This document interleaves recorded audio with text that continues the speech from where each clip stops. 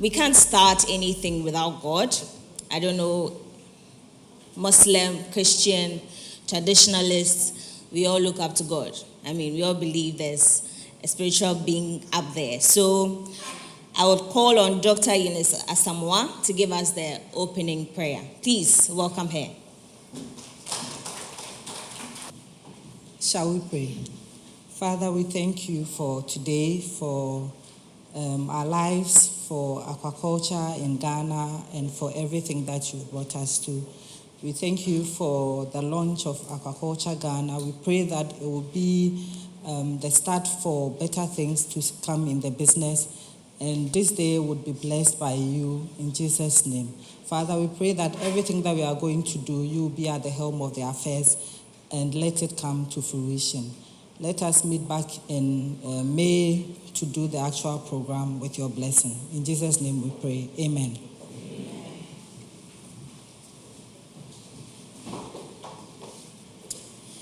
It is, well, thank you, Dr. Asamoah. She doesn't like to be called doctor outside the classroom, but I prefer to call her doctor.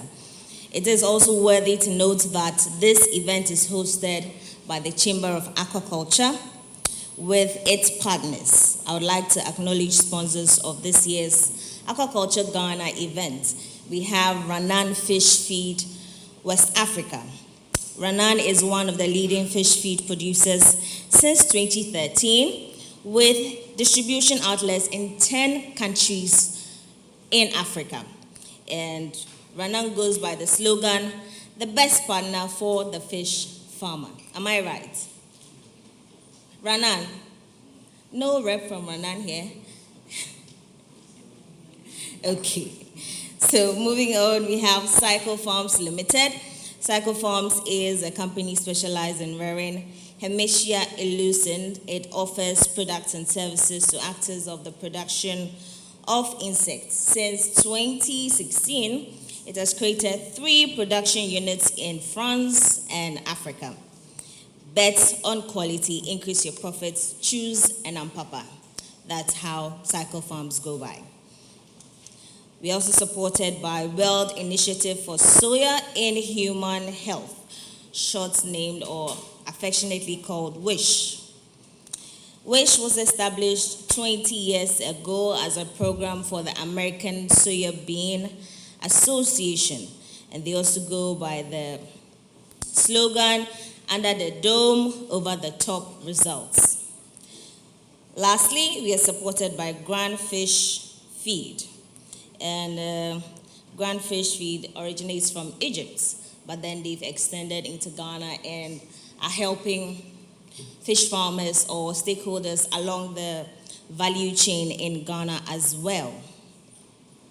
Now, to host a successful launch, we need a chairman. We need someone to grace the occasion. We need someone to take the reins. And we are being honored by no other, by the former Deputy Minister of Ministry of Fisheries and Aquaculture Development, in the person of Honorable Moses Enim.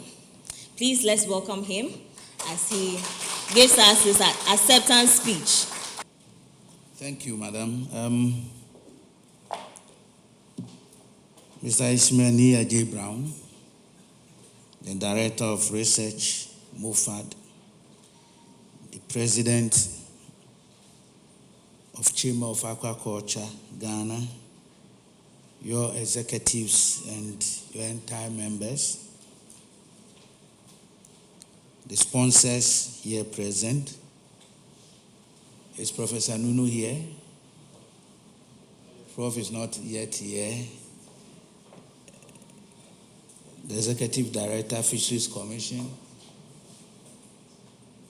Let me recognize everybody here by way of standing in all previous protocols. An appreciation and gratitude,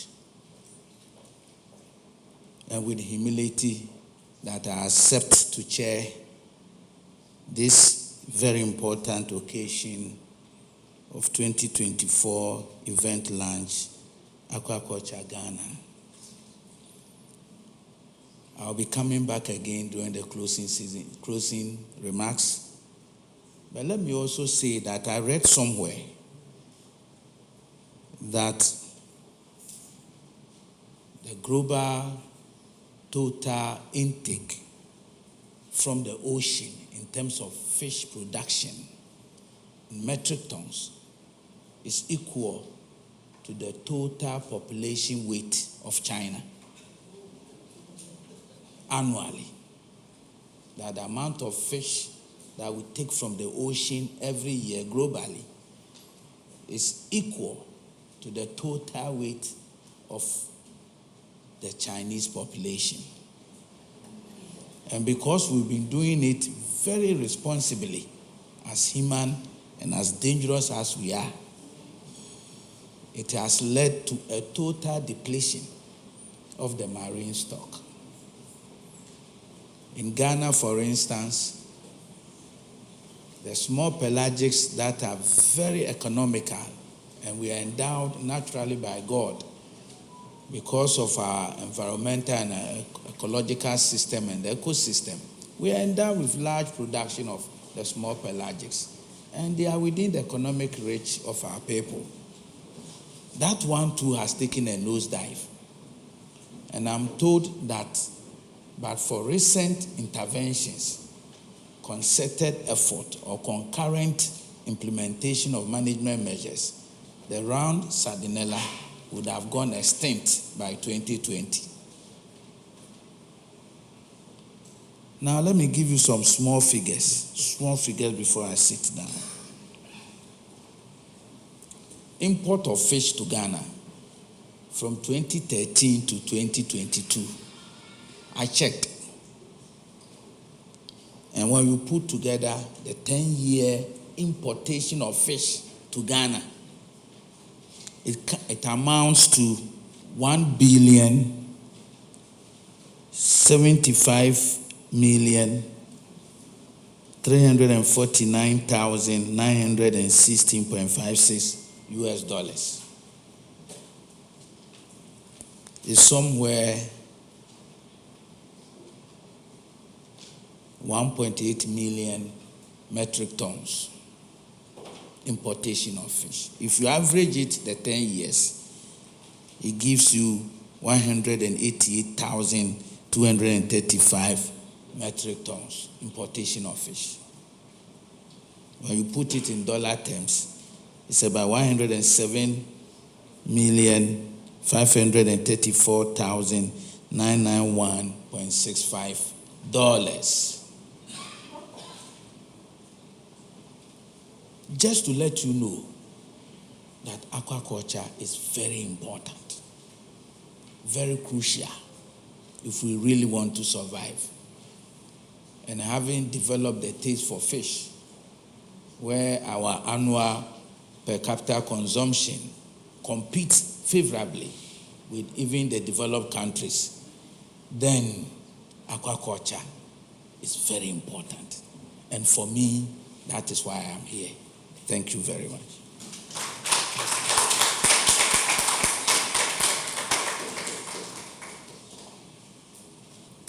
Right, aquaculture is very important. I believe everybody takes fish or any other protein from the sea. And moving on, we are supposed to be welcomed. If you go to someone's house, traditionally in Ghana, you are welcomed. And I see the first thing you got here was water. So we have someone to do that for us officially, and he's in the person of Mr. Wisdom Agbodabi. I hope I got the name right. He's the first vice chair of the chamber and CEO of Cycle Farms. Please, let's welcome him.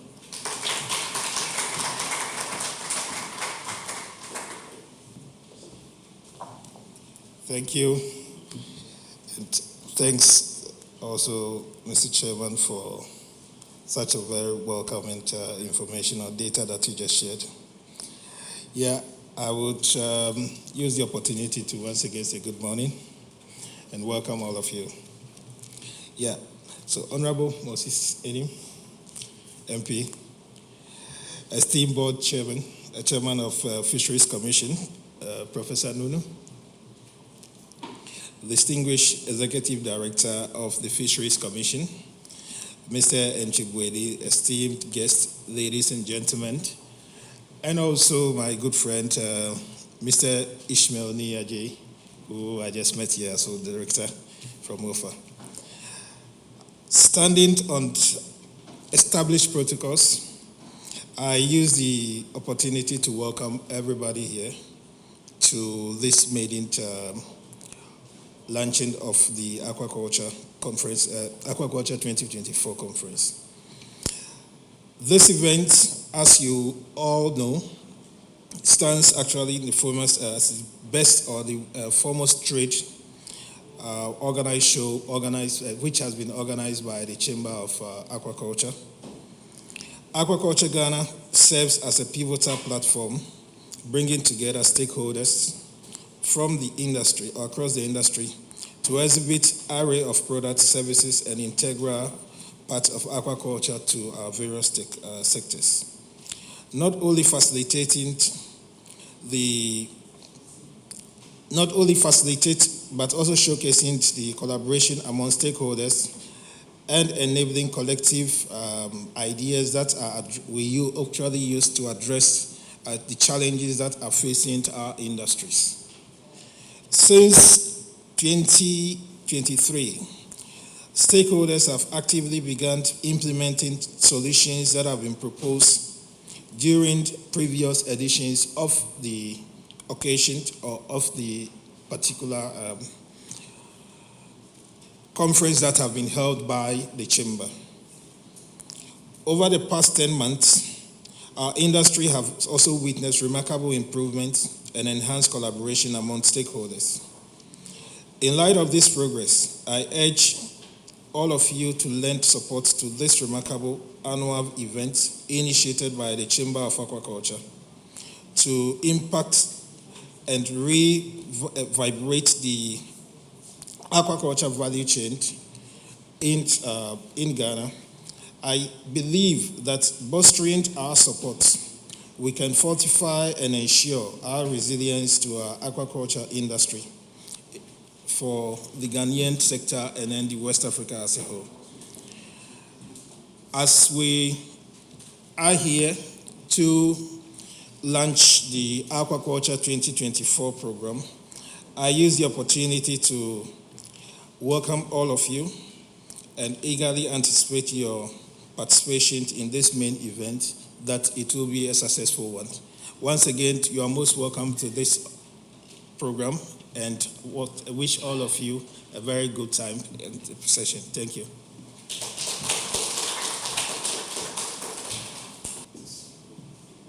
Thank you very much, Wisdom. This year's theme for Aquaculture Ghana 2024 is Stakeholder Collaborations, a key to building a resilient aquaculture industry. And the next speaker is someone who has in-depth knowledge in the aquaculture industry, and he has been manning the Chamber of Aquaculture Ghana.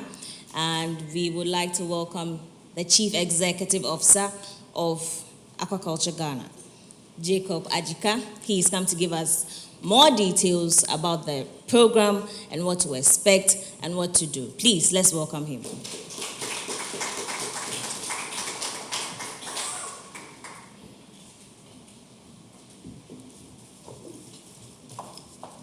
Thank you, Emma Davis, and a very good morning to you all.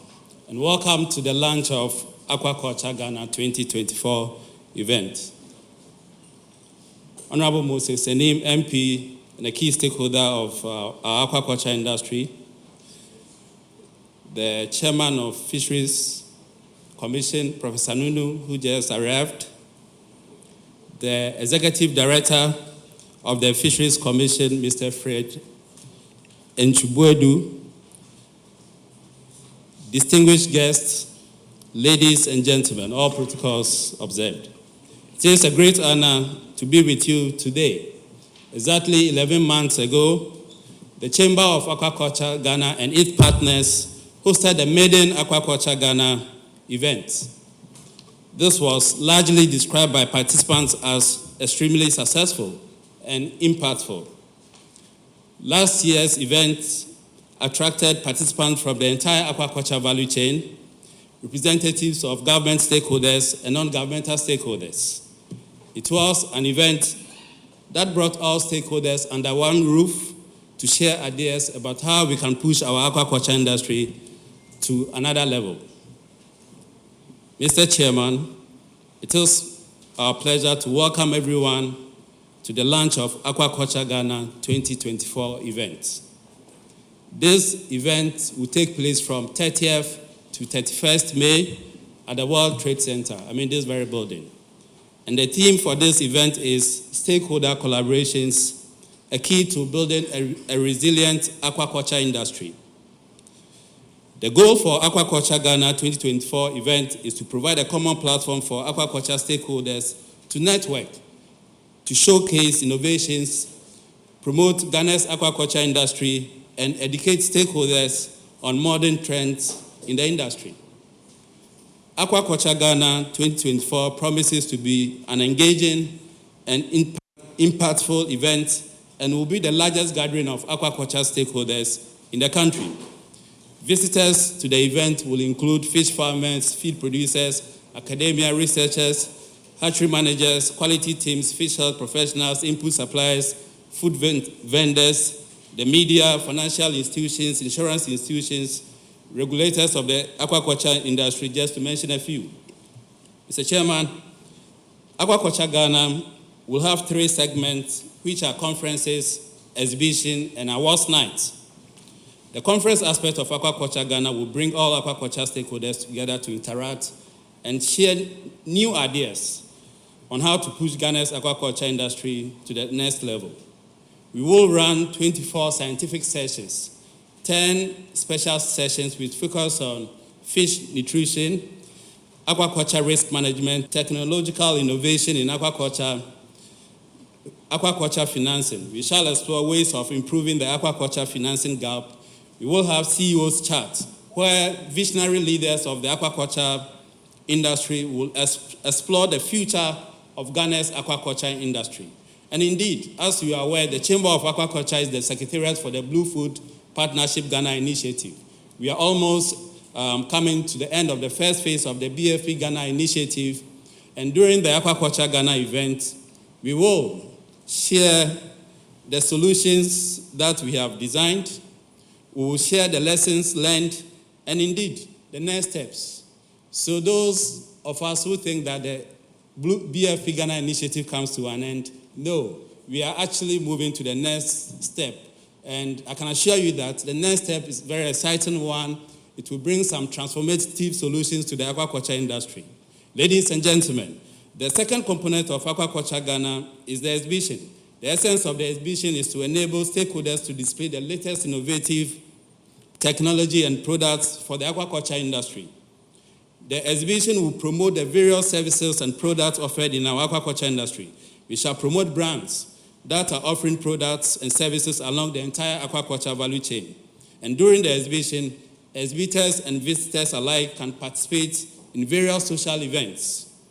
And the unique thing about this year's event is that we have decided to provide an opportunity for startups in the aquaculture industry to exhibit their various products and services for free. We are not charging for this because we've noticed that these young men and women have remarkable products and services, and it's very important that we give them the opportunity.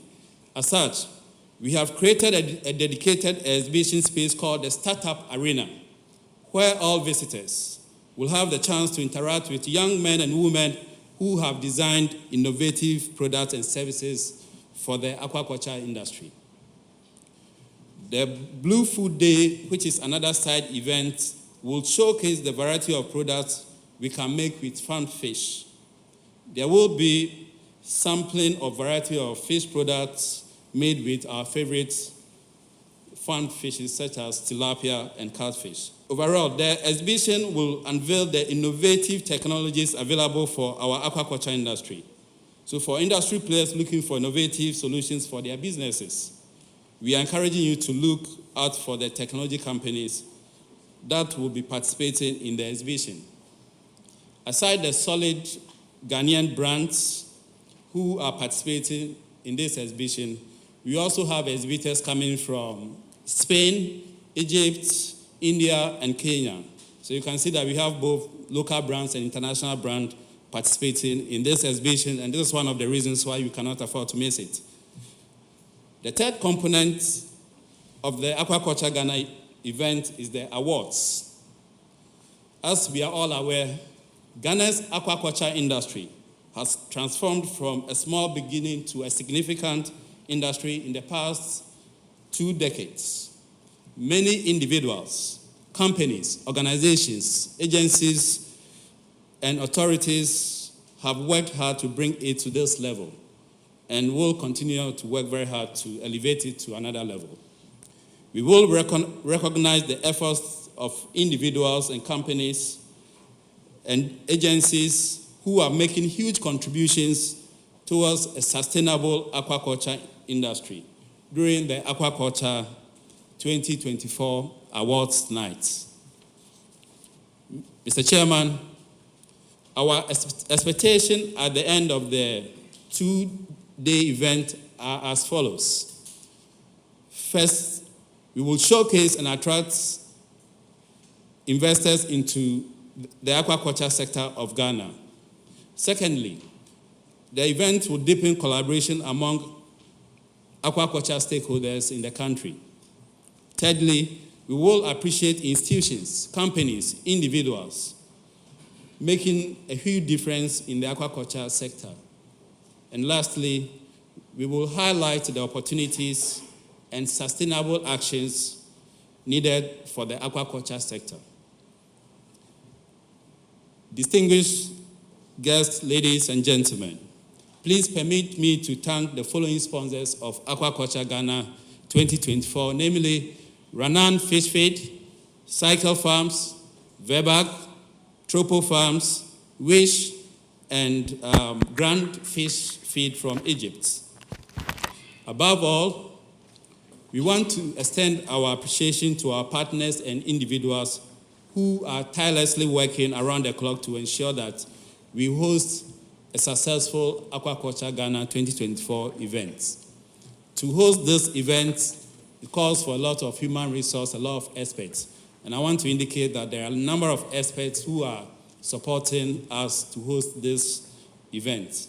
Distinguished stakeholders gathered here today, I also want to announce that sponsorship opportunities are still opened, and we are encouraging you to sponsor this event. Aquaculture Ghana event belongs to all of us.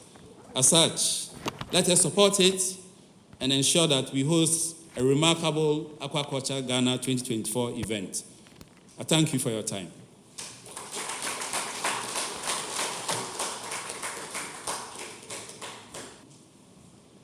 My input from Jacob's speech is that it's a one-stop shop for all.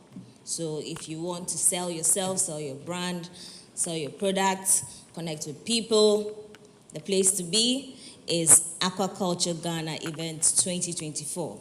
Please, let's give it up again for him. Okay, we can't do this without talking to or hearing from the Ministry of Fisheries and Aquaculture Development.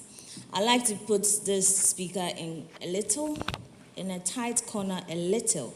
I'm worried about the rate at which fish farmers have to recover by themselves, taking into consideration especially the Akosombo Dam spillage. And I don't know if it's part of his speech, but if not, I would expect him to talk about it. Please help me welcome Mr. Ishmael AJ Brown. He is the Director of Research at MUFAD.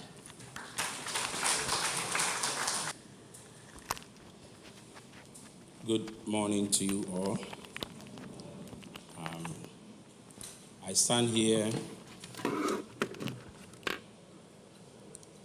on behalf of the Honorable Minister for Fisheries and Aquaculture Development, Honorable Mavis Awakumse, who, for another more important assignment, cannot be with us today, and has asked me to ask for an apology for not being here.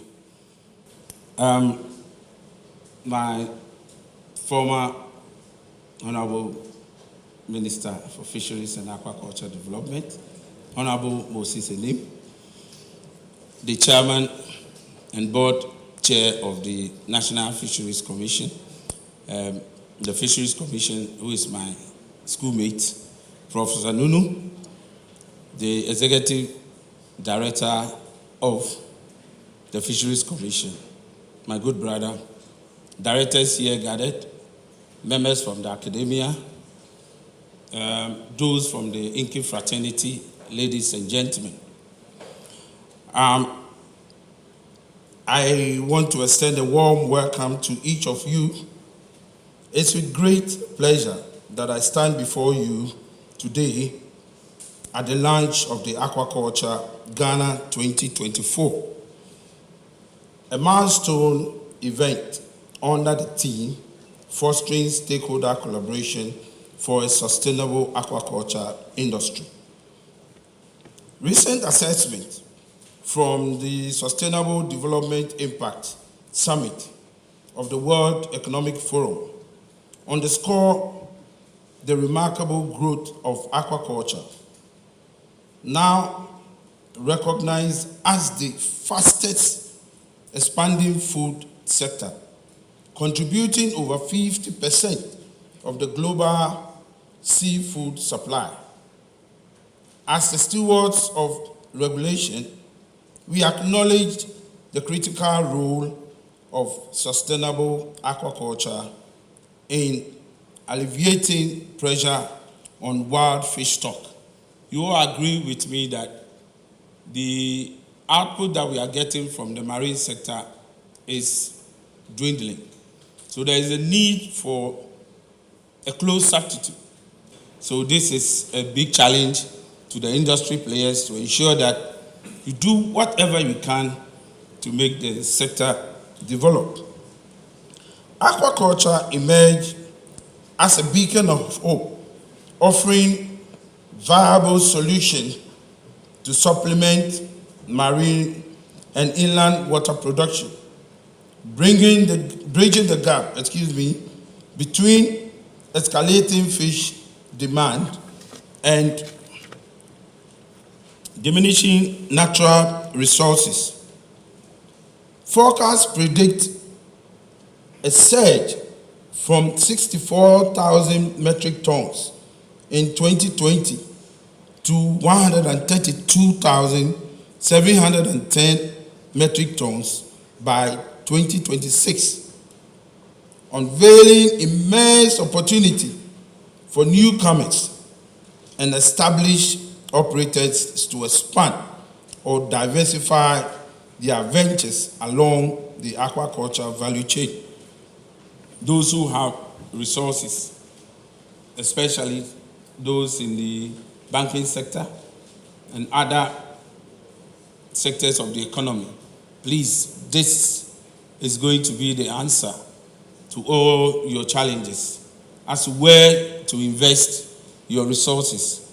Aquaculture is opening its arms, ready to accept you, and the government will put in the necessary enabling environment to ensure that when you come, you will succeed. Then also, realizing the full potential of the aquaculture industry necessitates the fortification of partnership and the active engagement of the private sector to sustainable propel sectorial growth. As regulators, we remain unwavering in our commitment to foster an enabling environment through ongoing regulations reforms aimed at enhancing the industry contribution to the agricultural landscape. Notably among these interventions are revision of the National fisheries and aquaculture policy to provide strategic direction. Secondly, collaborative efforts with the Ministry of Finance to explore financial options for the Aquaculture for Food and Job program of the government. You agree with me that this is one of the key flagship areas that the ministry is projecting.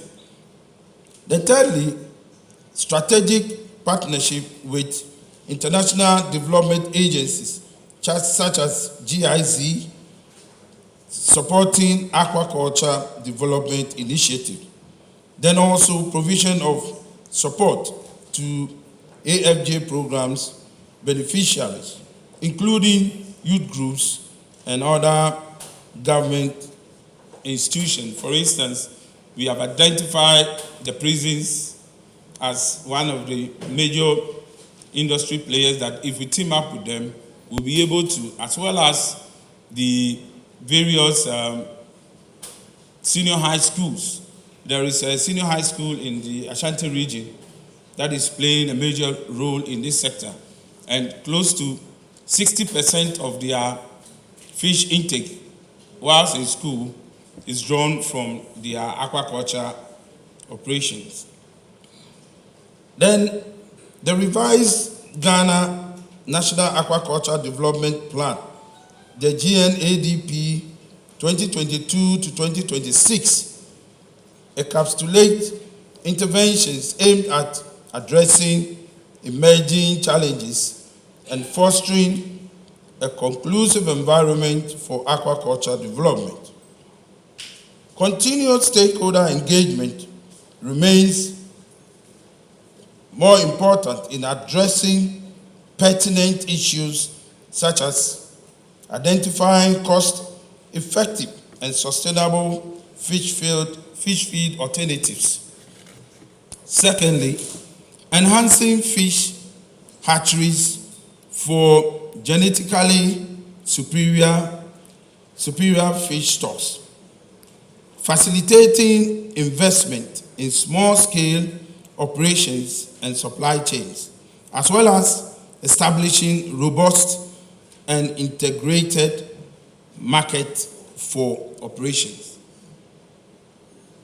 Collaborations across the supply chain spectrum is important to empower operators in navigating production, marketing, and management challenges to ensure sustained competitiveness and profitability.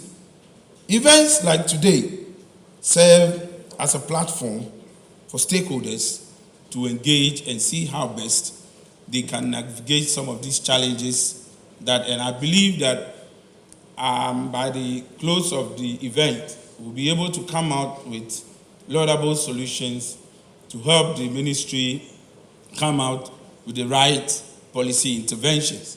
But may I make this special appeal to industry players?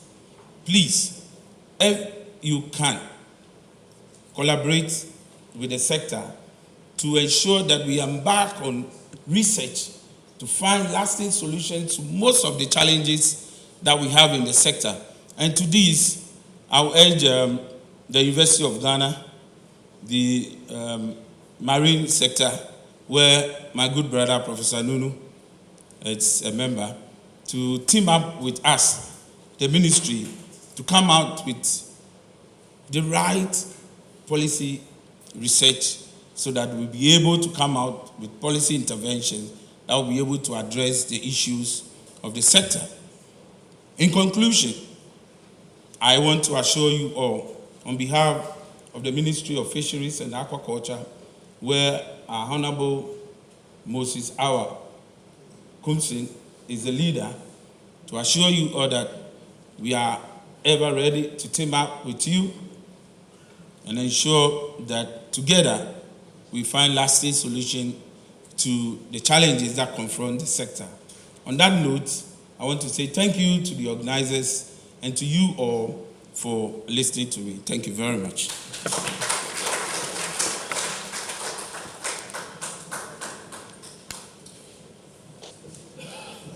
Thank you, Mr. Brown. But I believe that, well, I'm a journalist, and I bet everyone will agree with me that we ask questions that put people in tight corners. And yes, I look forward to coming to your ministry to get the information on how much you have disbursed to the people and how many you've helped.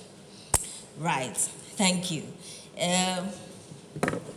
We would like to take some messages from our sponsors, and we have CEO for Fish and Feed Limited, Naga Murali. Please welcome him.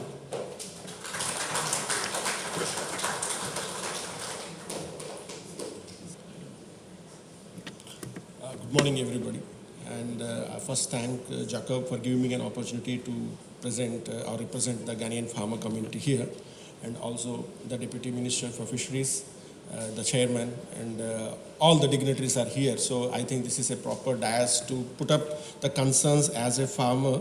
Basically I will be talking about the industry, what we are looking at like a farmer and also an entrepreneur. So first I will start aquaculture as an industry, what is the potential for us? Like I will say again, the population. Like in 2008 when I came to Ghana, our population was somewhere around 16 million, and today we are almost all 34.78 million, which I checked on the net yesterday. So looking at this, it should be like, the fish what we are selling in 2008-9, or maybe by around 2012 we were at somewhere peaks, so it should be double to that. But surprisingly, if you see the figures in 2012-13, as a private entrepreneur, I know we are selling somewhere around 45,000 to 50,000 tons that day. And today, industry figures says that we have dropped down to 30,000 tons. Fisheries Commission has a different report to say the tonnage. But as a private entrepreneur, if I put up all the 10 top companies who are producing fish, we are not producing more than 30,000 tons. So there is something happening, why we are losing the market. I will explain also, the way the cedi depreciated, or the way the price of tilapia is becoming premium every time. Like recently, right now we are a farm which is producing nearly 800 to 1,000 tons a year. And we are hardly, our target is to sell 80 tons a month, but we are not able to sell even 50 or 40 tons. So me and our farm manager, we went to the different markets. We went to Kaswa, and we are surprised to see only the sellers are there with the fish, no buyer is there. Then we came to Tima to picturize everything, what's happening with the sales vehicles, no buyers there also. So we started analyzing, what is the problem. When the flood came, everybody took as an opportunity and started increasing the price, where one crate of fish price went up to 1,200 Ghana cedis, and the market started realizing that tilapia is no more a common fish, it's a premium fish. And the market has shifted to chicken maybe, or frozen fish. So now I still wait for the cedi to depreciate much further, where the supermarkets will increase the price of the chicken and other things, and we stay there with our tilapia price, and again we become cheaper than them, they come back to us. So this is the reality. People are not buying fish, and we are struggling to. So the population says that we should be able to produce and sell 100,000 tons of tilapia, but not even 30,000 tons is going into the market easily. Something to think very seriously. And then when we look at the Ghana economy, the GDP per capita income, etc., the national GDP is 67.5 billion in 2022. And it is like per capita is 2,105, which is a fairly good figure. Like Ghanaians are reasonably earning good money. We are good compared to other African countries. So we have the purchase power, but it is not happening in terms of our tilapia sales. And when we look at into the Ghana exports, export-import data, total exports were worth of 17 billion in 2022, and imports were 15 billion. This is the general sector, like the whole exports and imports. And Ghana aquaculture and its role in GDP, we are 3% of the total GDP and 5% of the agriculture GDP in 2022. And aquaculture production reached 57,000 metric tons according to that statistics, which is somehow realistic, not 100,000 or something like that. Now here, I will mention about my state. Like I come from India, a coastal state called Andhra Pradesh. We have the same coastline like Ghana. It's equally like. And we produce nearly 70 to 80% of the fish and shrimp of Indian production. And aquaculture has become the state's major income generation now. That much of money they are generating from Andhra Pradesh state. If you just go to Google and you see all the coastlines are occupied by the ponds. All looks blue, green, blue, green, blue, green. So I would like, Ghana also to look at aquaculture as an industry, as a commercial industry, rather than only a food production sector or something like that. This can turn around the table of economy also. And when we look at the impact of fish import on economy of Ghana, Ghana is importing nearly $106 million worth of fish, processed fish, and where we are 38th largest importer of processed fish in the world. Mostly this is like, the small pelagics like mackerels and sardines which are coming into Ghana from Morocco, Mauritania, Namibia, something like that. So it is still on a higher side only. And the alternatives in aquaculture to reduce fish import. So like if you look at like tilapia now at 10 standard rate, it's $3 a kilo. So we need some fish where it can hit $1.5 a kilo, which will compete with these pelagics which are imported. So which fish is that? We are only running with one species and we have no alternative species if there is a disease or if it is in terms of cost of production like that. I think depending upon one or two species to produce in aquaculture is risky for both the farmers and also for the nation. So I think we have to look it into alternative species which we can develop and grow. From our side, with the help of Department of Fisheries in Sogokope, we went around to source some labio cowbee, and we are doing trials of labio cowbee on our farm, whether we can produce it most efficiently and whether it can get some good this thing. We are also trying on tarpon. Tarpon is also growing very fast, but breeding of tarpon seems to be difficult, where the fish has to reach nearly 9 kilos weight or something like that to breed. So these are some challenges. As a private sector, we are doing our part, what we can do. And I think from Akosombo, they want to develop this Heterotis niloticus. That is also a good one. So finally, what we look at is something which is affordable protein, which we say affordable fish to Ghanaians.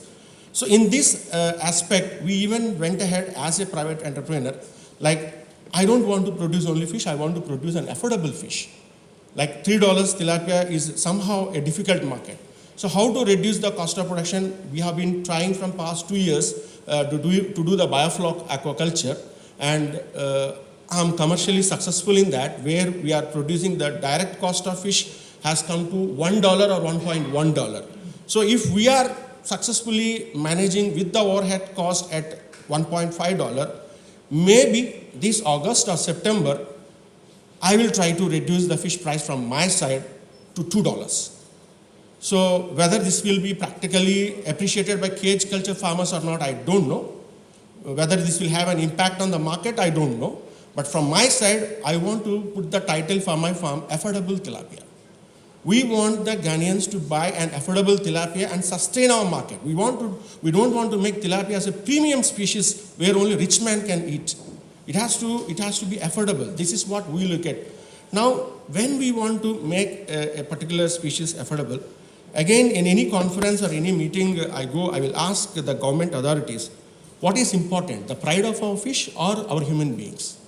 The poverty or the hunger of the human beings or the pride of the fish? We want to secure Ghanaian tilapia strain, biodiversity of tilapia strain, but we are forgetting about production of tilapia, which we can do miracles with the improved strain. When people in Asia, they are producing 1 kilo size in 6 months, with our strain, we are struggling 7 to 8 months to go up to 400 grams. Is this not a little bit unfair when we think about a business and a food biosecurity? Yeah, see, cages we cannot allow. Ponds we may encourage and allow the importation of strain where we can say the biosecurity is assured. At least our project where we are doing biofloc aquaculture in a closed tanks, water goes out zero. So at least some projects where we can say, yes, this type of biosecure projects can get importation of tilapia strain or importation of any advanced species, maybe we have to look at it. Industrializing aquaculture. And now we will also look at, the scope of aquaculture in Ghana. As I said, Ghana is having a coastline of 537 kilometers with vast land available adjacent to sea. Only Ada area, I have satellite mapped nearly 2 lakh hectares of land available suitable for shrimp farming. Adjacent to lagoon or adjacent anywhere, 2 lakh hectares of land is there.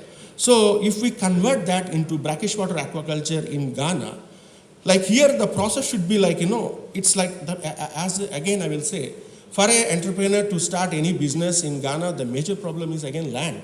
For me to go and buy land, till now, I think I have started 6 or 7 different projects here.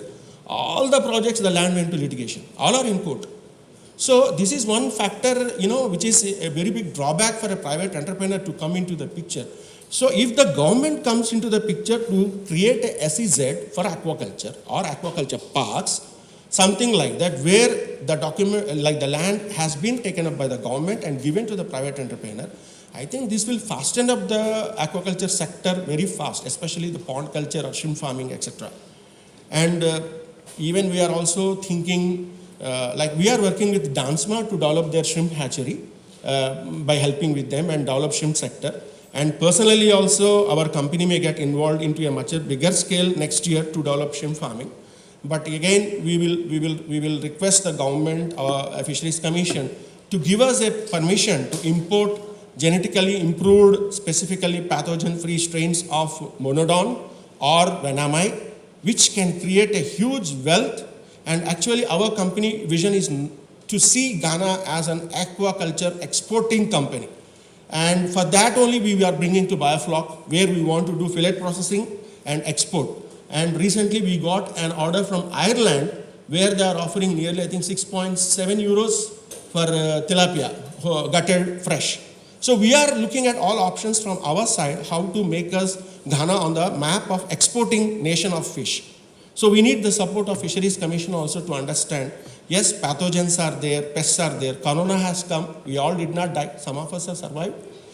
ISKNV has come, all tilapia did not die, some of them have survived. So pathogens will come, they will keep coming, either intentionally or unintentionally. But still, we cannot show that as a reason and curtail our growth on the name of this, thing. Like, yeah, a plan of biosecurity is needed, but please look aquaculture as a high potential industry to generate income, employment, and foreign revenue. You can see any Southeast Asian countries how aquaculture is helping them to build their economies. And now, like as I said, when you look at the potential capacity of aquaculture, it is, I think, the second largest trade sector after oil. Nobody considers that this is so big industry. It's a very big industry. Now, main 3 solutions which can harness the potential of industry. Creating brackish water industrial aquaculture set, which I mentioned before, SEZs. And again, giving permission for importation of advanced strains of commercially important species for a biosecure projects. In India also they do that. Unless we don't clear a biosecurity plan, they don't allow any importation. So here also, we can say, if you can give a biosecurity plan for your project where you assure that no genetic pollution will happen, maybe we have to look at that for a commercial success. And encouraging free zone type of investments in aquaculture with incentives which can generate forex revenue. Like, even free zone type of, like I will start an aquaculture company, I produce shrimps in a biosecure environment and I export everything. So something like that, free zone type of things also which can come. And importance of aquaculture, Ghana 24 event towards finding solution to challenges. Here, again, the main challenge for the small farmers or medium scale farmers to not expand or flourish is we don't get any financial support from any bank in Ghana. Even we being, we have invested nearly $2 million in our company and our annual turnover is always $1.5 to $1.7 million. We have approached ADB, we have approached Axis Bank, and we have some other banks. None of us gave us a loan because they don't recognize our property or farm as a collateral. They want only warehouses and buildings. So we don't have a warehouse and building in Tema or Accra to give them as a collateral. So who will recognize this business as a business? We don't even got an OD of $100,000. So this also has to be addressed. The financial support for the aquaculture farmers, small farmers, medium scale farmers, big farmers, we need support, at least OD. At least OD. We don't want any loan. We don't even get an OD also. Because they don't recognize the farm, they don't recognize the cages, they don't recognize anything as a collateral. For them, it is a zero value. So this has to change, and I think the banking sector has to understand this one. Like if you look at, like in India, For us, every 1 hectare, they are giving 5 lakhs rupees. 5 lakhs rupees is somewhere around $8,000. We get as a bank loan, collateral free. The pond itself is the collateral for them. We just give the land documents to them as a collateral security. At least, some type of understanding has to come. Then the market development. We are just going with the swing, with the buyers. Here, either Tropo or us, everybody is depending upon buyers. But for me, this is almost our 17th year in Ghana. We have been pushing for the cooperative fish markets. We only talk, but it never happens. Why not we build a cooperative fish market for the farmers where we can auction our product? They can come and buy. Small farmers will get benefited with that. Like everybody cannot have their own outlet, everybody cannot have their own freezers or reefers or etc. Where is the common place for the small scale and medium scale farmers to sell their fish? Why not an aquaculture, a market? Like what we call like a cooperative market. Maybe we have to look at it, and I think with Jacob's active involvement in Chamber of Aquaculture, the amount of change which has happened in last 2 years, I think definitely he will achieve to that place also. We need only some place where we can start an aquaculture cooperative market, or fish farmers, fish basket or whatever. We have to have a cooperative market. We cannot, one thing, even though I'm an expatriate, which pains me a lot is, if you look at our aquaculture industry, it's dominated by expatriates. It's not by Ghanaian farmers. Why? Like, what's the main question here is why our fellow Ghanaian farmers are not sustaining, why only expatriates are dominating this business? It has become a big man's game. It has to change. It should not be a big man's game. Actually, some professions are reserved for only locals. Okay, this is a competitive environment, we opened up everybody, but how do we secure the Ghanaians? How do we secure their interest in this particular sector? What support we are giving to locals and nationals? This matters, this is like, I really don't like the expat community dominating and producing 90% of the tilapia produced in Ghana. This has to be taken very seriously. What is impending for the Ghanaian farmers to take over this industry? Especially the financial support. If we give the financial support, the industry will flourish and many Ghanaians we will see as aquapreneurs. So I think that also has to be looked over. So as I said, the financial support, market development and scope for export. If I am able to produce, like China is the biggest tilapia exporter. Why? Because they are able to produce tilapia for 70 cents, $1. Why are we not able to produce? Because we are importing feed. Feed is costly. Our fish grows slow. So if I give the equipments, like I will say, I will get you the feed at a good price, or I will give you advanced strain, why don't we compete with China? Why don't we compete with other countries? Today, the news is like China, the cost of production gone so high, they are selling farm grade price of tilapia is $1.7 to $2. That means this opens us a market. Now they are not like before. This opens, we are also able to produce fish for $1.7 to $2 if we are able to. We are also in the export game with them. So look at the global scenario and try to modify recognizing this aquaculture as an industry, not a hobby, not a retirement package. It's an industry. Most of the people comes to aquaculture with a passion. When I want to retire, I want to have a farm. This is the word which I hear in Ghana most of the times. It's not a retirement plan. It's an industry. Take it seriously. Otherwise, the whole savings, what you did in your career for 40 years of job, you lose in one crop. So no, there is no passion, there is no money. Passion can only drive you, but don't get lured by those passions. Understand the industry. It's not a retirement package again. So now, like the platform for stakeholders to dive deeper into the potential, like we need some platform which is very professional. Like, here, again, I'm not hurting anybody. We keep some people as a responsible position in aquaculture associations. Finally, after 4 years, you see it's a personal benefit.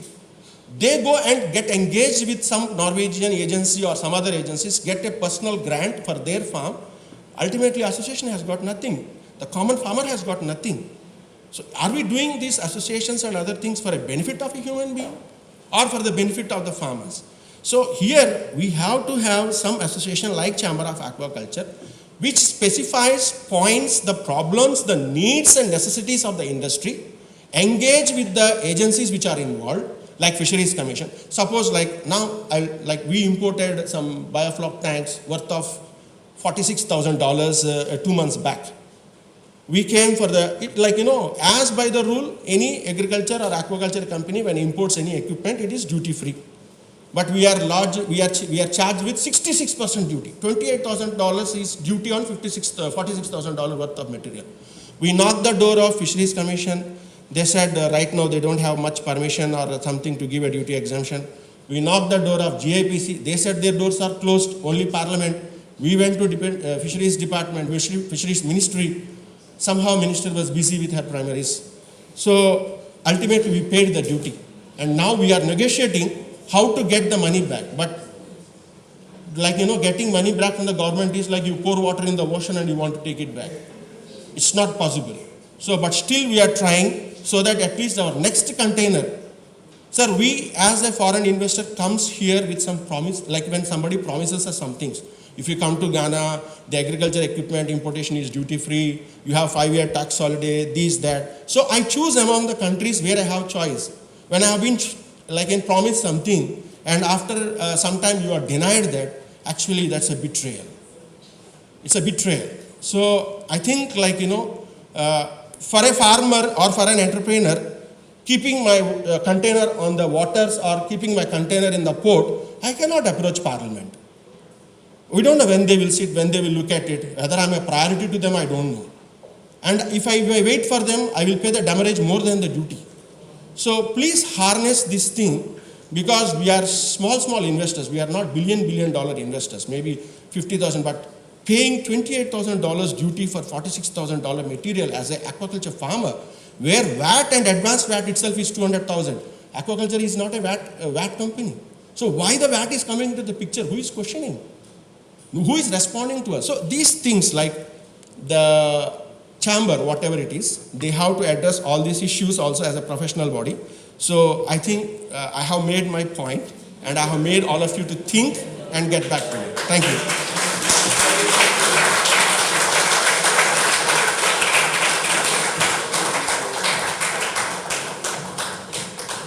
I think he deserves another round, don't you think so? He made a request. Well, first, it's not a retirement plan. It's not where you are done with life and you want to, do it when you are home and you don't have anything to do. So there's no motivation, no drive for profit, or no motivation for a change in the industry. So it's not a retirement plan. A request to government to allow more species in the system. Fisheries Commission as well. Financing, banking or financial institutions. This is also a call to you. And then corporate market. I find that very interesting.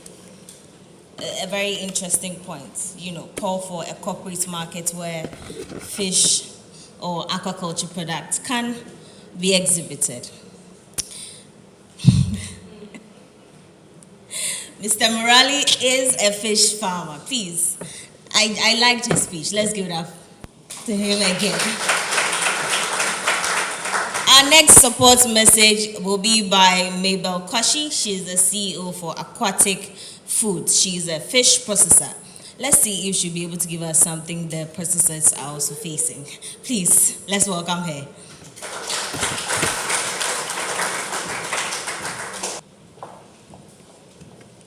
Thank you very much. That is not my topic, so maybe at another time we'll also talk about the challenges that processors are facing. Mr. Chairman, Honorable Minister Moses Ehim, former Deputy Minister Mofan, the Chairman of the Board of Fisheries Commission, Executive Director of Fisheries Commission, Directors of various agencies, all protocol observed. When I was seeking information on the topic, importance of stakeholders, collaboration and opportunities for aquaculture events, I chanced upon this interesting piece of information which I believe explains clearly the importance of collaboration. And it says, the beginning of the 1800s in a Spanish town, about 60 miles from Barcelona, the Catalias tradition was born. Catals, I believe, mean castle, and it's essentially a human tower made by hundreds of people who are referred as Catalias. These towers can reach heights of almost 50 feet, seemingly defying the laws of physics. I saw a picture of it, and it's a teamwork. So a couple of men or humans stand at the base. We do it here when we see our gymnastic displays. Then they climb up on the other's shoulder, holding their shoulders together, and it goes up and up and up. And if there's anything we can learn from this group, it is just how important collaboration is. Forming the human tower is an extremely difficult and delicate act.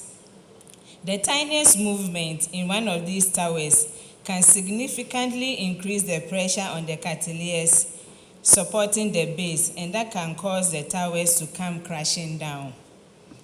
Stakeholder collaboration is sometimes referred to as stakeholders engagement, and it's about including everyone affected by a decision, business, or a project. In the Ghanaian aquaculture sector, there are a number of groups, associations, private sector businesses, fish farmers, researchers, institutions involved in the aquaculture value chain. From my point of view, we are going about our businesses without the involvement of others. And what we fail to realize is that the industry will not grow as expected. Last week I was in Koforidua. It was a program, capacity building for awardees of Farmers Day, the female. So they put us all in Koforidua, and the presentation on Planting for Food and Jobs 2.0 was presented. The farmers were given the opportunity to understand, to ask questions and all that. There was nothing on aquaculture. So I asked the question, so where is the rearing for food and jobs? I believe that is what is in aquaculture. And it was organized by Policy Link, and they didn't think about it. Ministry of Agric also didn't pull their counterparts together. So those of us from the aquaculture sector, we were left orphaned. I think that collaboration in this area is what sometimes we expect. If not anything at all, let's look at the broom. One stick breaks easily, but a bunch is impossible to break. Our voices are not heard because we are not speaking with one voice. The Harvard Business Review references case studies that show that collaboration can improve financial results by 17% and annual revenue by 34%. So collaboration untimely has a positive impact on stakeholders and makes players feel more engaged, involved, and invested when working together on a shared goal. Each player must be intentional about stakeholders' engagement by taking part in events such as this: exhibitions, workshops, seminars, and awards. The benefits derived from such engagement cannot be overemphasized. From networking, which generates lasting business relationship and partnership, to keeping customers, employees, industry players well informed. Again, to motivating award winners and encouraging others to work harder to merit such awards. That is just to mention a few. In conclusion, I want to draw our attention back to the Harvard Business Review study case, which shows the increase in percentage, the annual of 34%, and reflect on how we are going to and reflect on how we are losing out by operating alone and not engaging. The aquaculture industry has been assigned a critical role to reverse the wide gap between demand and supply of fish, which is causing us spend vast monies on imports and every year. And I believe this fact has been made here by the previous speakers. For this reason, it is imperative to mobilize all stakeholders to implement effective strategies. Firstly, to make aquaculture truly profitable, and secondly, to achieve output figures which will impact our economy. I appreciate your attention.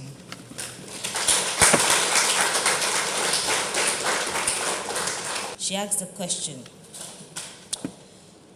Where is the rearing for food and jobs? It's a question for another day. But I'd like us to acknowledge the presence of a few people. We have Dr. Peter Zida, retired fish health expert. Please let's welcome him. Dr. Tete, he is also a fish health expert. Madam Patricia Safo, founder of Crystal Lake. Dr. Laurentia Ahia, Director of Aquaculture at the Fisheries. Oh, sorry. Sorry. Dr. Lawrence Ahia. I hope I got the second name right. Okay, right. He's the Director of Aquaculture at the Fisheries Commission. Oh, please. Right, we would like to hear another supporting message from Dr. Kujo Koficho. Today I'm meeting a lot of names. So yes, he is with the focal point for Aquaculture for Fish for Development program in Ghana. Please, let's welcome him.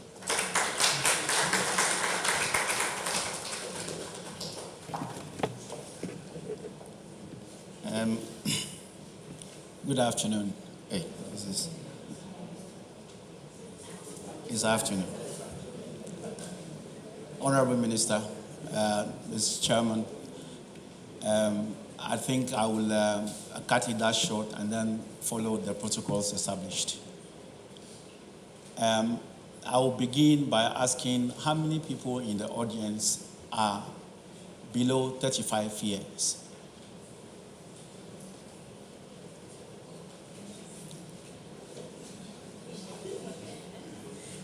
Below 35 years. And then how many are below 45 years?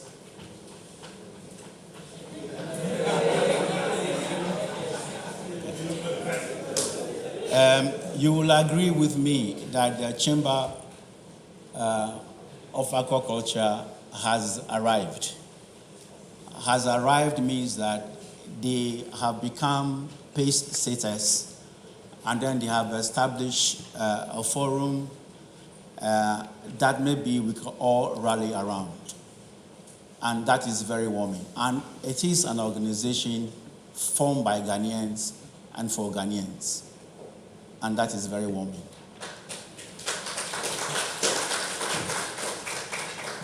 I suppose my inclusion in this program is because I represent the Norwegian Veterinary Institute, and then NORAD, the Norwegian Aid Agency. But then I am a Ghanaian. Therefore, my interest and orientation is fully Ghanaian.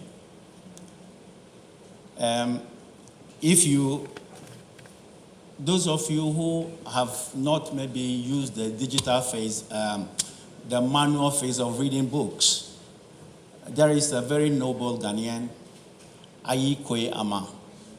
He is now resident in Senegal. And Ayikwe Ama has written so many books. And they are books which are full of wisdom, guidance, and direction for how any state can develop.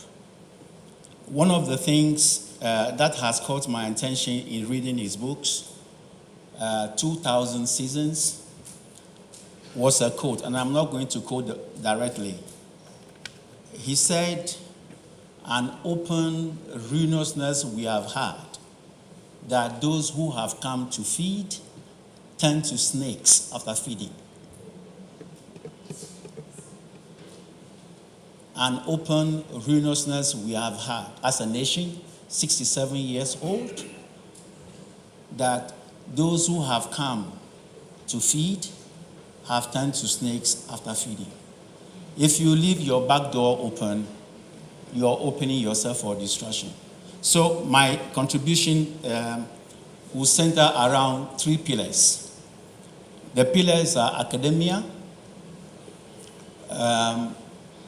the private sector, and then the public sector.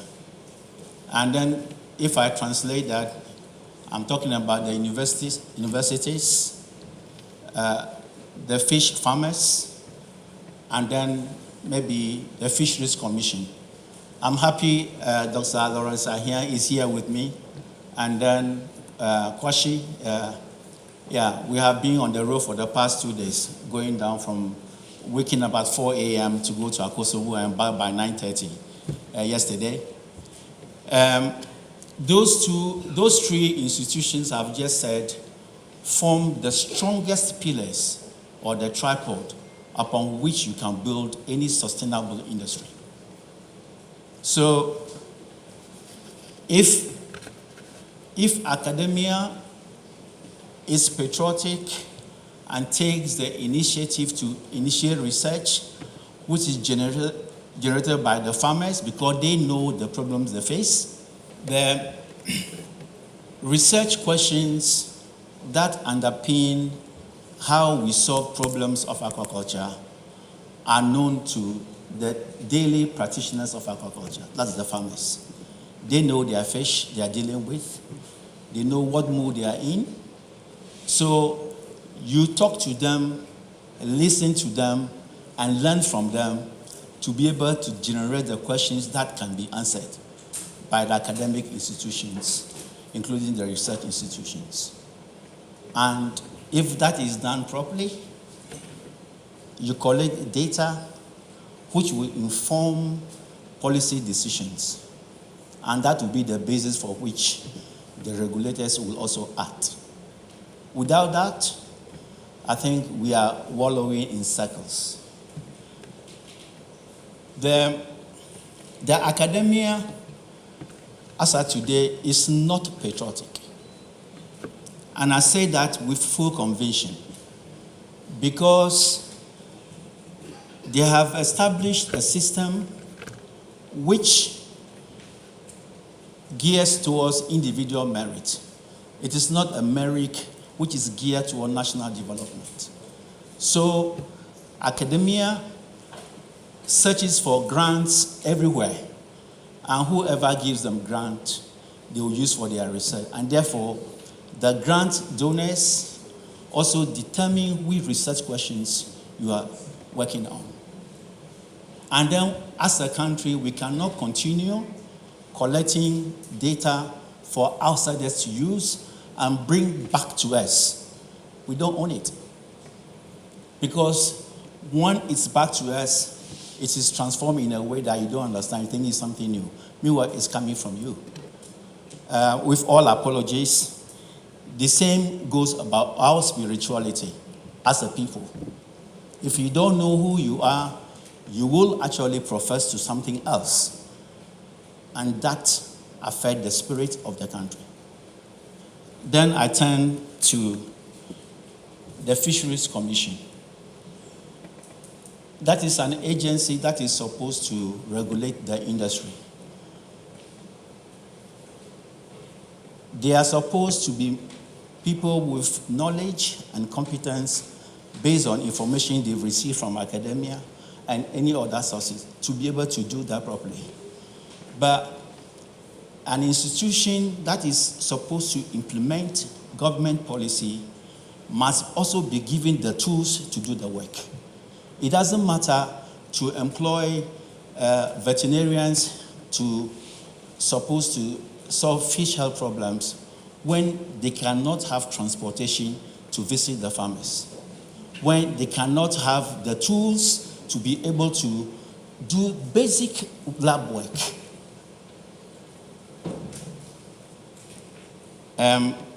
I have the benefit of working in Norway for almost 41 years. And then I have led the microbiology department of the Norwegian Veterinary Institute for almost 22 years. And then I have gained some experience. But the knowledge I have gained about Ghana is coming from the like of you. I have talked to many of you who have given me inputs and enriched my knowledge. That knowledge I'm giving back. Now, what happens in Norway? The Norwegian Veterinary Institute has two roles: research and diagnostics. Diagnostics, then I'm talking about laboratory diagnostics. And then the Norwegian Veterinary School also has two roles: education and research. So the two institutions interface in the area of research. So we collaborate intensively in everything we do. When the work that the Veterinary Institute does is supposed to be scientifically sound, and then we do not compromise on our research findings. And that is given to Norwegian Food Safety Authority and the Ministry of Agriculture or Trade and Fisheries to be able to make the policy decisions. So they can trust that what we give them, it is the best at that time. So I wish that for Ghana. I wish that the research institutions will actually actively collaborate in the area of research. And then I wish that the fish farmers will adopt maybe young scientists, promising scientists, give them the tools to be able to research into those areas that affect them. By doing so, you make them grow. They gain new perspectives. They gain new ideas. And that's how we build the industry. There's not much time on the time you've given me. The three pillars I have said are the academia, the farmers, and then the public institutions. The farmers, I think you do very well to study our living environment, understand our living environment, and know that you operate in an area that other people also gain a living from. If you introduce species into the country without proper research and without the resources to properly control them, you throw the whole system out of gear. It is good to have the things you introduce properly researched, and then you have an understanding what will be the consequences of doing it or not doing it, so that the solutions you propose are science-based, not faith-based. So we cannot always pray for the best outcome. We have to think through for the best outcome. I think I'll leave it there. Thank you.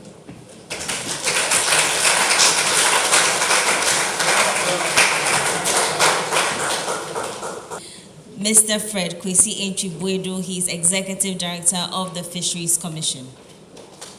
Oh, please.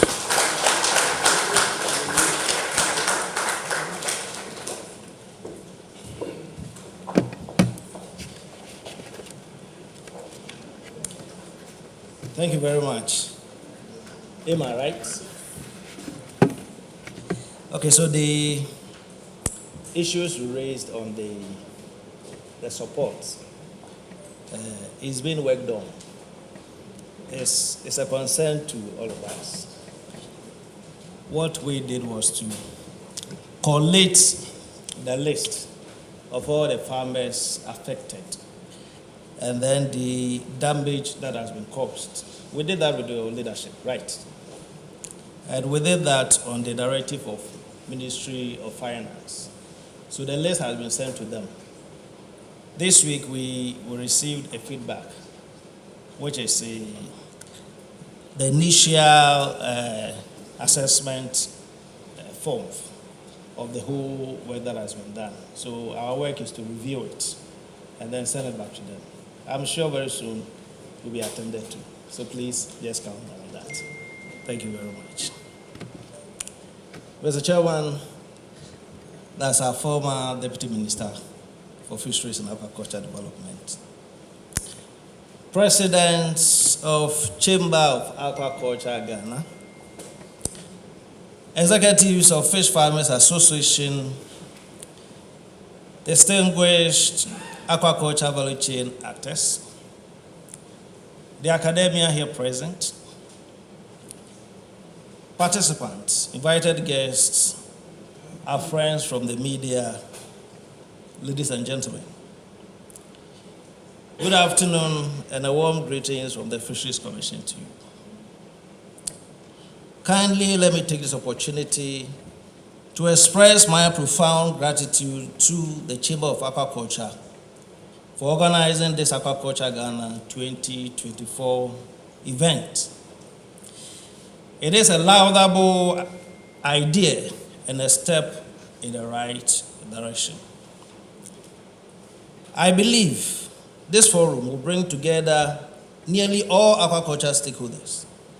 That's the aquaculture value chain actors, the academia, policy makers, regulators, donor partners, students, and prospective aquaculture operators, among others, onto a common platform to network, share useful information on the latest aquaculture trends, research into new technologies and innovations in the aquaculture industry that will contribute to the shaping and sustainable aquaculture development in the country.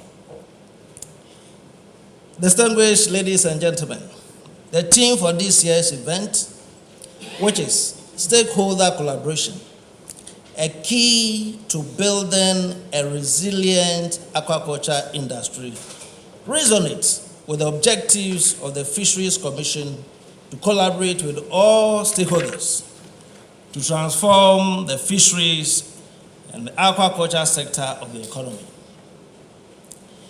It is undeniable that such collaboration is imperative in these challenging times to address present exigencies.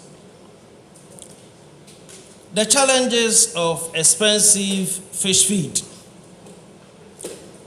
lack of quality fingerlings, fish diseases, absence of dedicated aquaculture research, challenges with financial institutions to offer insurance to farmers due to high risk profile,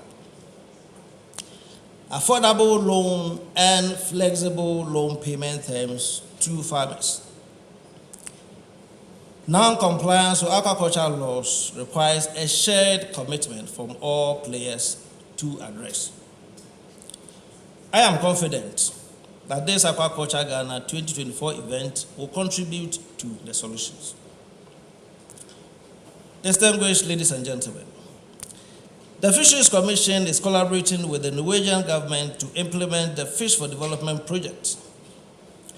Through the project, we have developed the Ghana National Aquaculture Development Plan 2024 to 2028. This year, the plan will be launched, and its implementation is expected to help address some of the challenges confronting the aquaculture sector in the country. Mr. Chair, the Fisheries Commission, with the support from NORAD, is also conducting trials of 3 selected locally formulated fish feed for the aquaculture industry. This experiment is aimed at developing a feed formulation that can be prepared using locally available raw materials to reduce the cost of feed. Such a formulation is expected to be nutritionally balanced, floating, and can be prepared on farm. The implementation of such a plan requires all parties to play their roles effectively. And there's a need for a strong partnership in this plan between the private and the public actors in aquaculture to ensure the sustainable development of the industry. Ladies and gentlemen, the Fisheries Commission and the Ministry of Fisheries and Aquaculture Development have also commenced engagement with key institutions responsible for the issuance of aquaculture permit to create a one-stop shop permit regime to eliminate the bureaucracies associated with the acquisition of permits in the sector.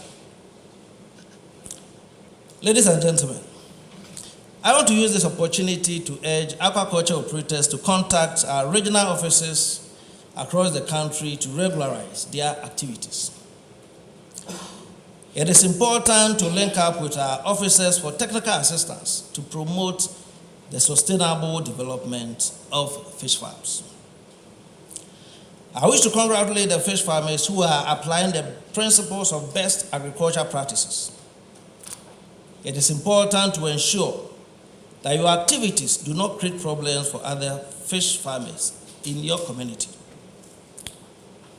Mr. Chairman, distinguished ladies and gentlemen, we look forward to a successful Aquaculture Ghana 2024 conference, and I wish you all a fruitful launch of the conference. Thank you, and thank you, Chamber of Aquaculture Ghana, for organizing this program. Thank you.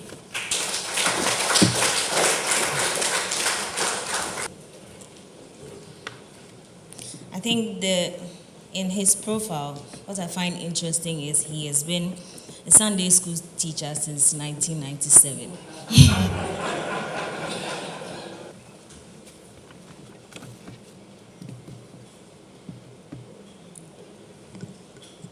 Good afternoon to all.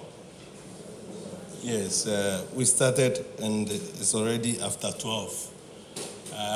I've put away my prepared speech because most of the issues have been covered. We've had a long day sitting, so I've decided to put it away for now.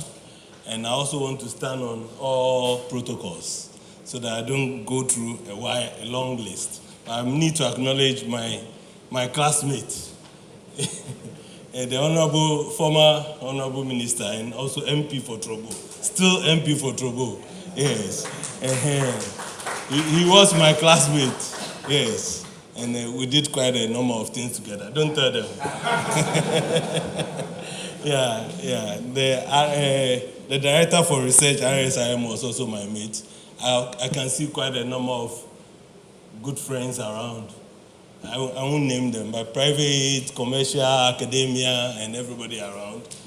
Please, you are all welcome and have a wonderful time. I'm going to just draw attention to a few things. Like our brother said, the Chamber of Aquaculture Ghana has come to stay. This is the third in series of what we have been doing. The first one was in 2021, and that was hybrid, Ghana and West Africa. And I was there some. Then we had another one in 2023. We jumped 2022 and had another one in 2023. Okay, 2022, 2023. Yes, and I was what? I was there some. Okay, and then we're going to have the 2024 one, which we are launching today. I believe that if we ask individuals, operators, those in the value chain, we'll be able to talk about some outcomes from these meetings. These meetings have helped the sector to grow. In the past year, we had the Akosombo Dam spillage that affected fish farmers and others in the value chain. And I think that the industry is resilient. I can say that it is resilient because it's still going on. Although the market has gone down, dipped a bit, it is what? It is surely going to rise. But we will need the collaboration and support of all of us here. Everybody must be in good speed, be very innovative and very creative to move this sector forward. I like the passion of my brother, the fish farmer. And although he said passion does not drive fish farming, I think that we all need his passion to move this industry forward. Let's clap for that. We need his passion to move this sector forward. So, really what I want to say is that we need the collaboration and the strength of each one of us to work together to lift up the industry. It is not competition. Competition is not good. It will not help us to grow. We need to collaborate. But to do that, if we don't know each other and what each of us is doing, we cannot collaborate effectively. When we come to these exhibitions, conferences, award ceremony, etc., we are able to network. But often the time is so small, so short. You are standing by your stand and you don't get time to move to the what? The other ones. There's not enough time to move around. So years ago, FAO had a database of aquaculture operators and people in the aquaculture chain in Ghana. I've seen that book before.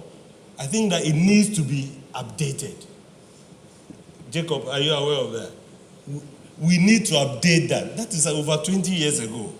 And if you're able to get an update of participants or actors in the fisheries value chain, especially the aquaculture value chain, we'll be able to collaborate much more better.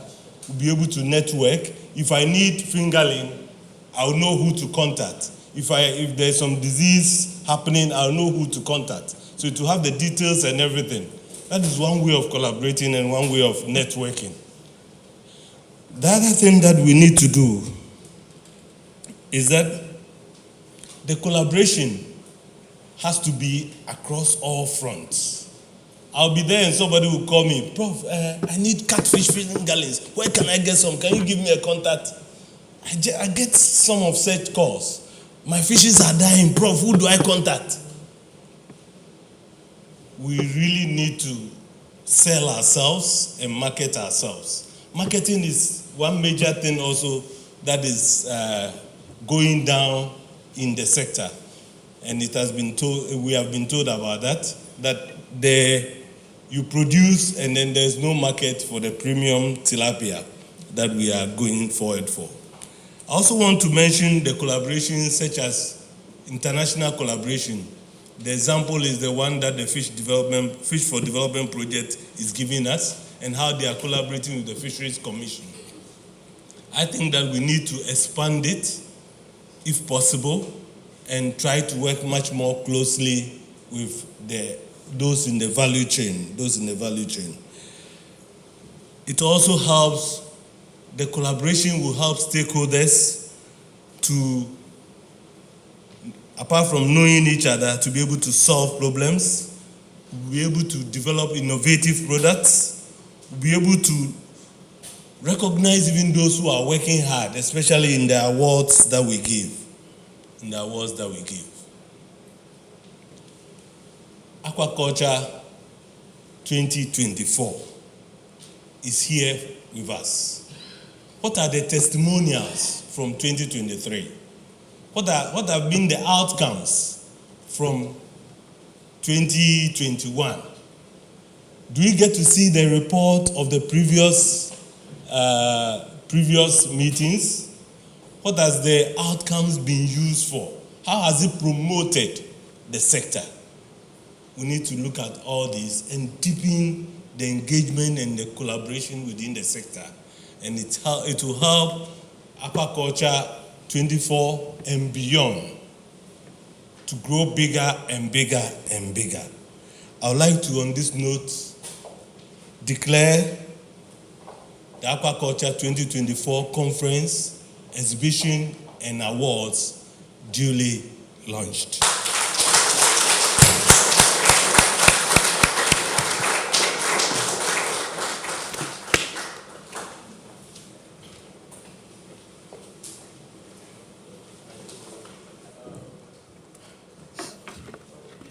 Thank you very much, Professor Nuno.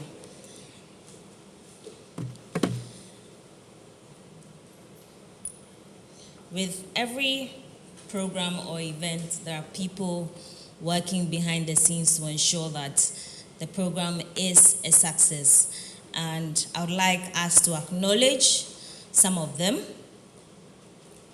or the people behind the event, and they are committee members.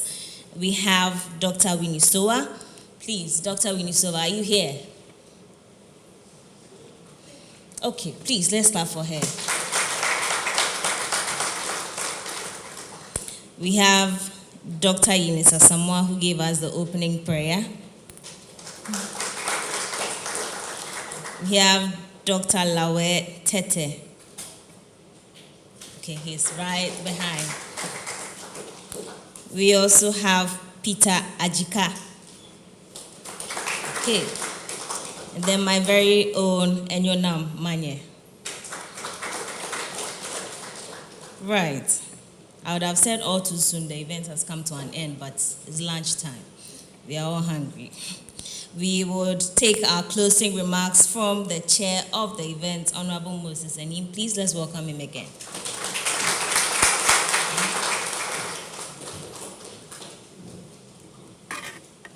Thank you very much.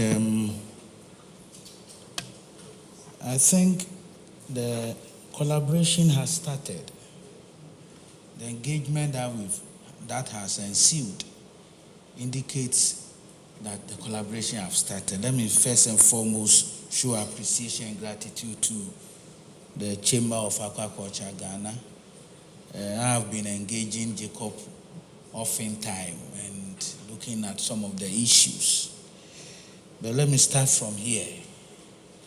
That we did not move away from what usually is called a personnel manager to human resource manager.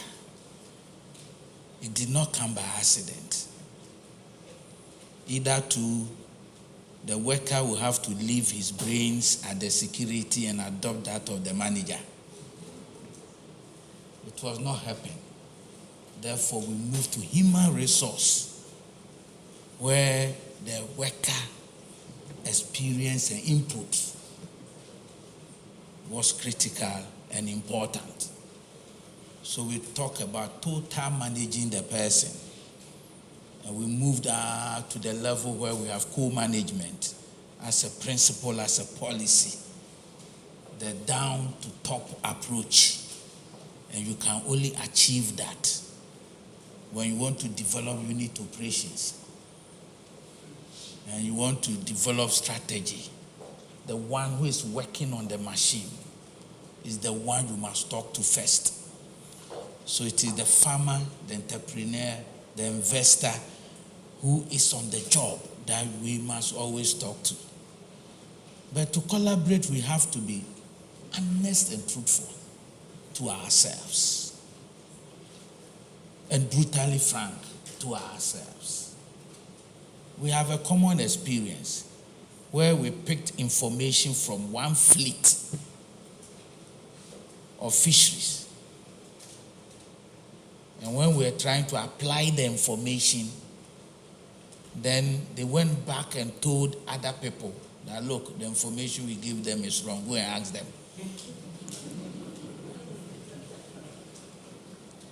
Executive Director.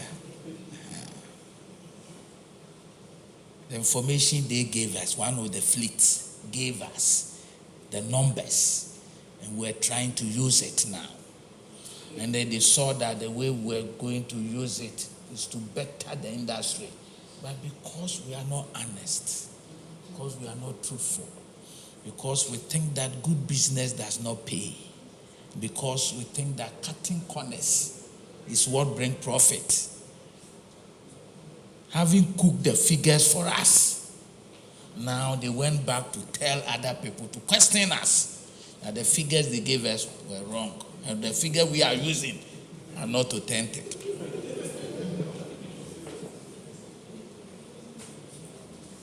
Honesty, truthfulness is very important in collaboration. And brutally frank, very important. The bottom line is that we want to produce at a less cost. Is that not so? Or let me use the right word, phrase. We want to produce at a competitive cost. That is the bottom line. So that tilapia will cease to be a premium product. So for me, these are the issues. What can we do to produce at a competitive cost? If cost of production is high, if cost of taking loan is high, you can't compete. So what is moving our cost up? For me, all the entire discussion that we've done today, that is the bottom line. So if feed is the issue, then let me here applaud feed for, is it fish for development, Doctor? Oh, you've done so well. Your advanced molecular diagnostic equipment that you've given to the biochemistry and the molecular department University of Ghana, we should put it in use. Okay? You should put it in use, and all the other equipment that you've given, even the bacteriology diagnostic lab that you put in place, the equipment that you've given, I think, please, let's put them in use. Whatever you have to do to make sure that the veterinary service department and the Fisheries Commission and whoever, the farmers, whoever, end users, that we can put it into use, let's do it. Let's do it. And that is the good job done. And then also make available your baseline study, disease study on the lake. Make it available. It's online. Okay, so please, there's a lot of work that the Fish for Development is supporting us to do and collaborating to get these 3 alternative locally recipe formulation of the feed. And for me, when it turns out to be good, how do we deploy it? And I'm saying that let's zone the country and let's have a hub of aquaculture. Let's have a hub of aquaculture. Let's develop the system for them. And that collaboration is very key coming forward. So please, whatever we want to do, your collateral, I think we'll have to sit with the banks and see what we can do. And come forward. The Fisheries Commission, move in. They are there to receive you. Your chief executive, I've been with him. You can ask him. Night, morning, I call him. Recently, I was demanding some data from him, just about a month ago. He's provided some. There are more that I'm demanding. That if we want to exempt you from taxes, we have to know what are the materials that you import to make your feed, and how much of it do we import, the quantities. How much will government lose when we do the exemption? Therefore, when you are talking to government, you lose this amount, but these are the essence, and this is what we are going to gain from. You're going to create social employment, it's going to get this, you're going to get this out of that. So if you exempt this, these are the outcomes. But you are not forthcoming. It's becoming a trade secret. Give us the data, the honest, accurate data. And I've asked him, I've been talking to him, I said, give me those data so I can take the course and I'll advance your course. Because for me, I am here today and I'll continue to be with you because I see aquaculture as the only viable alternative. What we are doing, what we've done to the marine, we've broken the ecosystem. The ecosystem environment and the ecological environment has been broken. And it is not a medium-term solution. It's a longest term before we can get there. if you were landing pelagics in the 80s of about 250,000 metric tons, and today you are at 44,000 metric tons thereabout, then you are in trouble. Therefore, solving the problem of the sea, the replenishing the sea, is not today's matter. It will come after generations. So the only thing we can do to drop this importation figure that I gave you, and that is why I teased you out, so that I will whet your appetite for you to know that aquaculture is our life wire if we really want to get fish on the table. And therefore, we need to develop the taste of the Ghanaian and the market for it. And everybody should be talking about it, the market. And like he said, we need a state-of-the-art market with all the value chain components. We need it. And how do we do it? It's a private sector-led. How can government team up with private sector to get all these things done? And the technological gap that we have, you have to be efficient and effective in your production so you can be competitive. We are here and we will continue to be with you. Fish health, doctor is here. Doctor is here. We know it's very important. That's why we've isolated this as a focal policy point. We've taken it from post-harvest. Okay, so post-harvest now stand alone with trade. Therefore, the new policy has isolated 11. Out of first, we had 5. We have 11. But we cannot do that without collaboration. Therefore, I applaud the Chamber of Aquaculture, the work that you are doing so well. I've seen so much of your work, the collaboration that you're doing with the international community and the international bodies as well. Keep it up. We will continue to be with you and present our best efforts to champion your cause. So 30th, 31st, as I said, the action point is here. The whole Ghana, the entire Ghana's direction must be here. The media help us as individuals. Let's dissipate this information and let's make aquaculture very or extremely important as a life wire blood for this country if we still want to have our fish and eat them. With this, I acknowledge and show appreciation to the sponsors. Also to Fish for Development and Norwegian government, GFRA, USA support, all the international bodies and CSOs who have been supporting fisheries, though we are here for aquaculture. But let me take the opportunity to also say that the total work that we've done in fisheries, aquaculture has improved from 54,740 metric tons in 2016. Today we are at 2022, 132,000 metric tons from aquaculture input.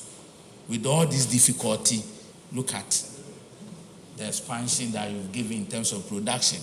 It means that when we facilitate more, we should be able to produce more for Ghana. I thank you for the opportunity, and I pledge my support, continuous support for you till the kingdom come. Amen.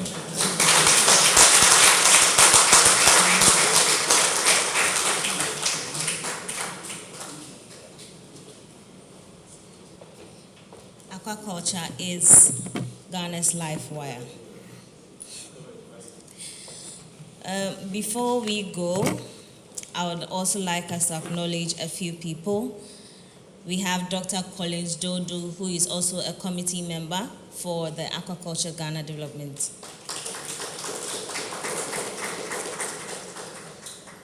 We also have Dr. Engineer Shadrach Amponsa. He is CEO of One Testy Ventures. Please. We also have a rep from Environmental Protection Agency, Madam Helena Dodd. And also reps from the Ghana Standards Authority. We thank them for their massive support for today's event. We've come to the end. we've come to the end of today's launch of the Aquaculture Ghana event 2024. I have been your MC. I am Emma Davis, and I would also like to thank our dignitaries for making it today. Also, CEO for the chamber, the brain behind this event. Please, let's acknowledge him. And also, this would not have been possible without you as our guest or audience today. Please, let's give it up for ourselves. And the media for being present today. We will take pictures very soon. We'll begin with the dignitaries and then the chamber, and then all of us will join the pictures. But I would like us to take a closing prayer